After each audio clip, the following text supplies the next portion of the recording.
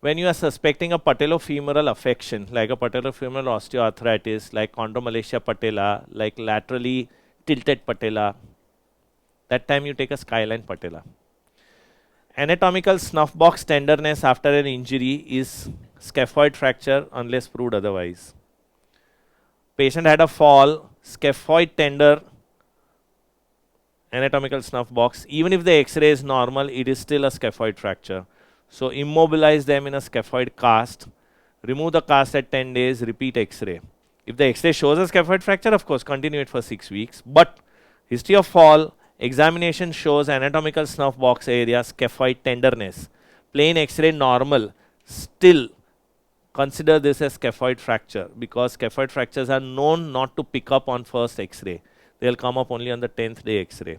So remove that plaster at 10 days, get a fresh X-ray done. If it shows no fracture, great, the soft tissues have healed. If it shows fracture, put a scaphoid cast again. Yes, it can. MRI can pick it up still better because then it'll pick up even the marrow edema. And this is known as a scaphoid view. AP lateral, but the scaphoid view can pick up the scaphoid fracture.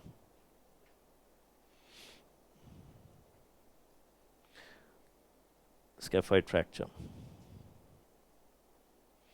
Scaphoid fracture healing.